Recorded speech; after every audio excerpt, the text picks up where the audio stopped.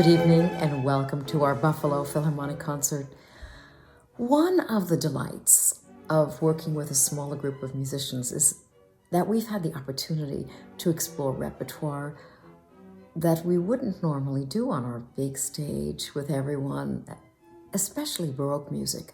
Pieces by Telemann, Corelli, Vivaldi, Bach, and Handel. And we're featuring a wonderful work by Handel tonight.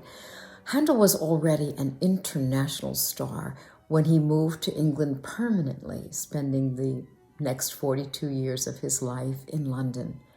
He was greatly loved by the English people, whom he loved a great deal in return. Handel somehow was able to absorb not only a perfect feeling for the English language, but also for the character and the personality of the English people. And he actually invented a form which was phenomenally successful just for them, the English oratorio. Now, this new form told stories, which was wonderful, in English, of course, without the complications of opera sets and costumes and stage machinery.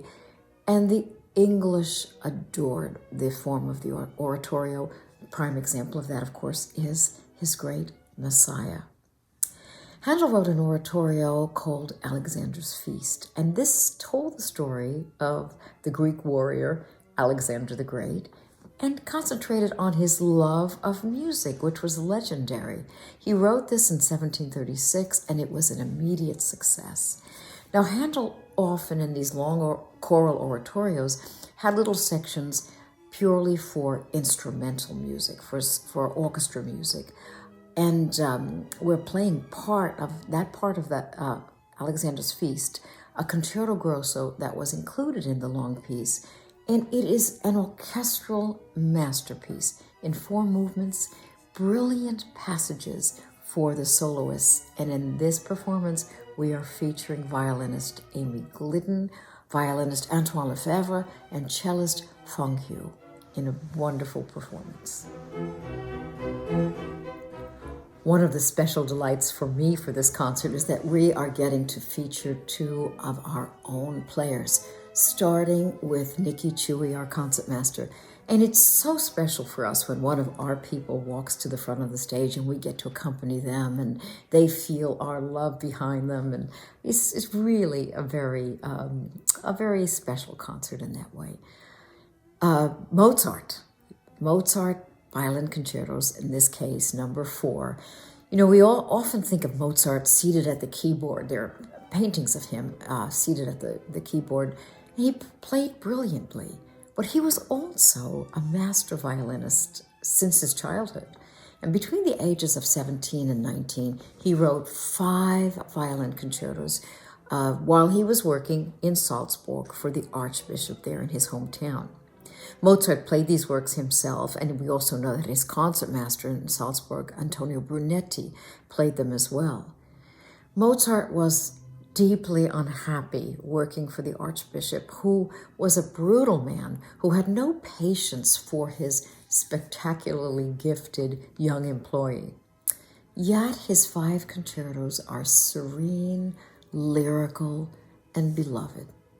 We're so happy to present Nikki. And again, he's chosen the D major, the 4th of these concertos, to play for you tonight.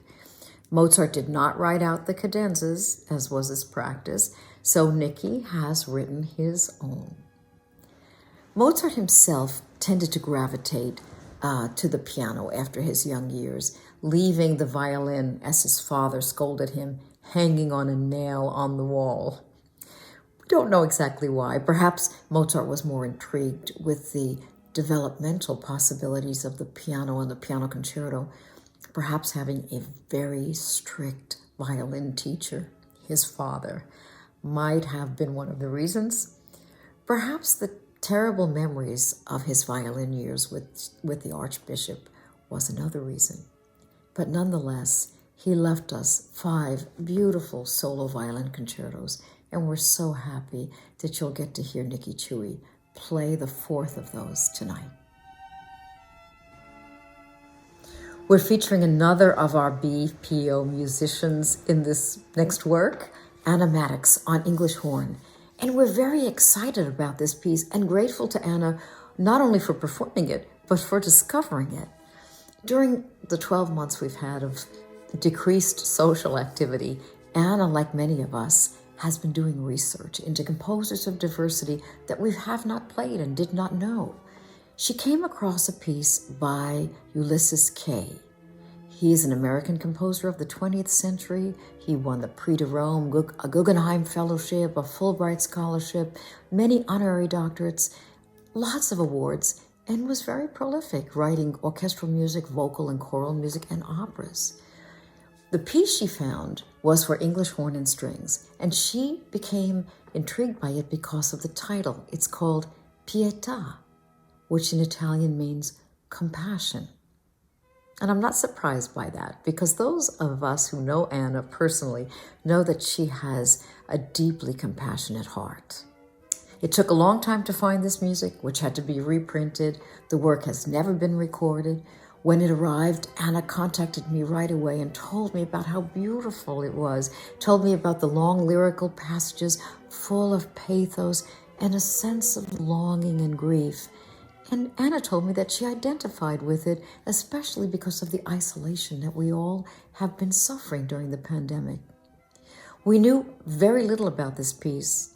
We just know it was written in 1950. We don't know for sure if it was ever played. None of us had ever physically heard the work until we rehearsed it this week with Anna and the BPO strings. So it is thanks to Anna that we have this extraordinary gift to our community, which Anna describes as an expression of love for one another as we move forward in our uncertain world. We are closing with a piece by Jacques Ibert, an enormously talented Parisian composer who lived from 1890 to 1962. He was a student of Gabriel Fauré and then became the director of the Academy in Rome and later the Paris Opera. And he had a very wide range of compositional styles in every genre, from the dreamy impressionism of a piece called Escale, one of my favorites, to the brilliant, outrageous, and fascinating music that we're performing for you tonight. His divertissement, meaning an entertainment. He was always fascinated by the theater. In fact, he had studied to become an actor before he turned to serious composing. And in 1929, he wrote music to a comedy that he loved called The Italian Straw Hat. And then he turned this irreverent and witty music into the concert suite that we're going to play for you. Now, the play itself had a very complicated and extremely silly plot that takes place in Paris in 1850. A young woman is enjoying a secret rendezvous with her lover, and she's hung her new Italian straw hat on a tree to keep it clean. But it is unfortunately eaten by a horse. Now, the hat was a gift from her very jealous husband. So she's in trouble, and the search begins for an identical hat somewhere in Paris, and she forces the owner of the horse, whom she holds responsible, to come with her on the search. Now, this poor man is really in trouble because this is his wedding day, but he has to find a hat before anything else. There's a series of bizarre situations. They're running all over Paris. The police get involved. You'll hear the wedding march being played. It's just madcap. Somehow, everything works out. It's a French farce very typical of the 20s and 30s in Paris. I would suggest don't try and follow the plot. I can't follow it, and it's not necessary. Just enjoy this outrageous, cheeky, funny, and wonderful music.